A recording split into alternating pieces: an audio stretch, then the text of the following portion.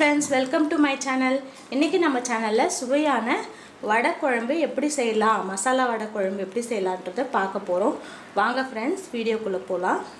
Friends, இதுவரைக்கும் நம்ம சேனலை சப்ஸ்கிரைப் பண்ணாதவங்க மறக்காம சப்ஸ்கிரைப் பட்டனை கிளிக் பண்ணிட்டு கூடவே பக்கத்துல இருக்க பெல் ஐகான்ல ஆல் என்ற ஆப்ஷன் கிளிக் பண்ணிக்கோங்க. அப்பதான் நான் போடுற வீடியோஸ் உங்களுக்கு நோட்டிஃபிகேஷன்ஸ்ல வரும். ஃப்ரெண்ட்ஸ், இன்றைக்கி வடை குழம்பு செய்கிறதுக்கு நான் ஒரு 200 கிராம் அளவுக்கு கடலைப்பருப்பு ஊற வச்சதை இப்போ நான் அரைச்சி எடுத்துக்க போகிறேன். கொரன்னு அரைச்சி எடுத்துக்கோங்க. தண்ணி ரொம்ப விடாமல் அரைச்சிக்கோங்க. இது மாதிரி ஆட் பண்ணிவிடுங்க. மிக்ஸி ஜாரில் ஆட் பண்ணிவிட்டு இப்போ அரைச்சி எடுத்துக்கலாம். பக்குவத்துக்கு அரைச்சி எடுத்துக்கிட்டோம்.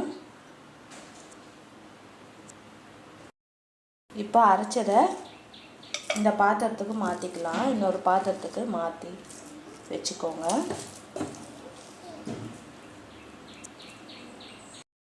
இப்போது இது கூட நம்ம கொஞ்சமாக வெங்காயம் சேர்த்துக்கலாம். கூடவே கொஞ்சமாக பச்சை மிளகா, அதுக்கப்புறம் நறுக்கி வச்ச கருவேப்பிலை, பூண்டு தட்டி சேர்த்துக்கோங்க. 1/2 ஸ்பூன் அளவு சோம்பு, மஞ்சள் தூள், வடைக்கு தேவையான அளவுக்கு உப்பு சேர்த்துக்கிறேன். இப்போ இதெல்லாம் சேர்த்து நல்லா நம்ம மிக்ஸ் பண்ணி விடலாம். நல்லா மிக்ஸ் பண்ணிக்கோங்க.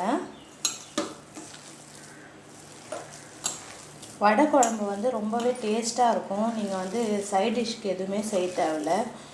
குழம்புல இருக்க வடையே போதும். ரொம்ப நல்லாயிருக்கும். நீங்கள் வீட்டில் ட்ரை பண்ணி பாருங்கள். உண்டை குழம்பை விட வடை குழம்பு ரொம்ப டேஸ்ட்டாக இருக்கும். இப்போது நல்லா மிக்ஸ் பண்ணிட்டோம். நம்ம வடை பொரிக்கிறதுக்கு தேவையான அளவுக்கு எண்ணெய் நான் கடாயில் சேர்த்துருக்கேன். எண்ணெய் நல்லா சூடாக இருக்கணும். பாருங்கள், எண்ணெய் நல்லா சூடாக இருக்குது. இப்போது ஒரு வடையாக நான் நம்ம தட்டி போட்டுக்கலாம்.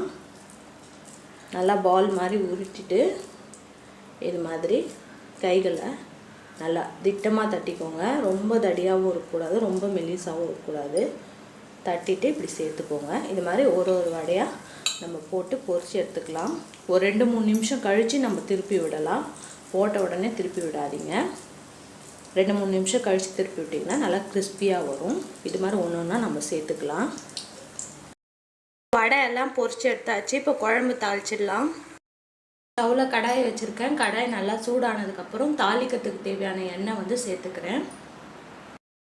நல்லா சூடானதுக்கப்புறம் கடுகு நல்லா பொரியட்டும்.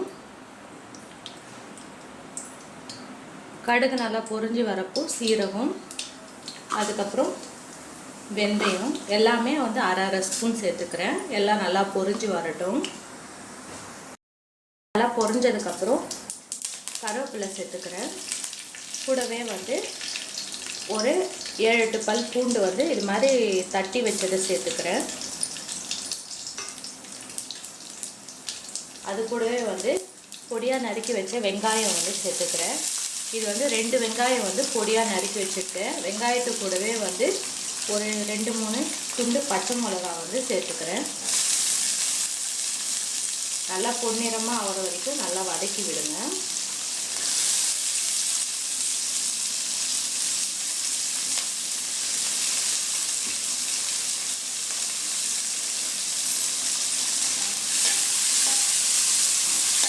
நல்லா வதக்கி விடுங்க.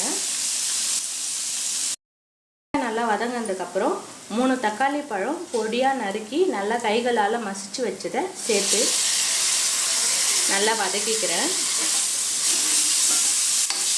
நல்லா வதக்கி விட்டுக்கோங்க. நல்லா வதங்கி பச்சை வாசனை போனதுக்கப்புறம் நம்ம குழம்புக்கு தேவையான அளவுக்கு மிளகாய் தூள், உப்பு,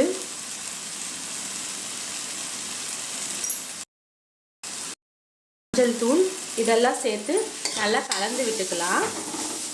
கலந்து விட்டுட்டு குழம்புக்கு தேவையான அளவுக்கு புளி தண்ணி நான் ஆட் பண்ணிக்கிறேன். ஒரு பெரிய எலுமிச்சம் சைஸ் அளவுக்கு புளி வந்து நான் கரைச்சி ஆட் பண்ணிக்கிறேன். குழம்புக்கு தேவையான அளவுக்கு புளி தண்ணி ஆட் பண்ணிக்கோங்க. கொஞ்சம் குழம்பு தண்ணியாக வச்சு நீங்கள் வடை ஆட் பண்ணிங்கன்னா கரெக்டாக இருக்கும். ஏன்னா வந்து வடை வந்து கொஞ்சம் குழம்பு வந்து உறிஞ்சிக்கும். ரொம்ப திக்காக இருந்தாலும் நல்லா இருக்காது.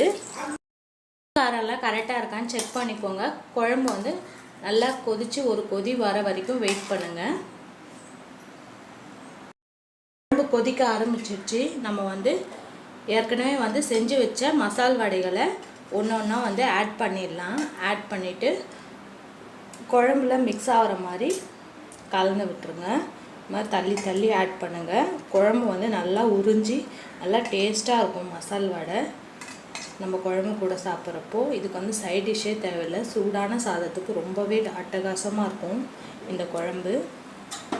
இது மாதிரி ஆட் பண்ணிவிட்டு குழம்பெல்லாம் வந்து கொஞ்சம் எல்லா பக்கமும் வந்து படுற மாதிரி ஊற விட்டுருங்க. வடை சேர்த்ததுக்கப்புறம் ஒரு 5 நிமிஷம் குழம்பு நல்லா கொதித்ததுக்கப்புறம் நம்ம ஸ்டவ் ஆஃப் பண்ணிடலாம். இப்போது நம்ம வந்து மூடி போட்டு ஒரு 5 நிமிஷம் குழம்பு கொதிக்க விடலாம். 5 மினிட்ஸ் கழித்து ஓப்பன் பண்ணி பார்க்கலாம். வடை குழம்பு நல்லா அருமையாக தயாராகி வந்திருக்கு. நீங்களும் இந்த ரெசிபியை வந்து வீட்டில் ட்ரை பண்ணி பாருங்கள் ஃப்ரெண்ட்ஸ். உங்களுக்கு வந்து இந்த வீடியோ பிடிச்சிருந்தா லைக் பண்ணுங்கள், கமெண்ட் பண்ணுங்கள், ஷேர் பண்ணுங்கள். மறக்காமல் நம்ம சேனலை சப்ஸ்கிரைப் பண்ணுங்கள். Thank you friends.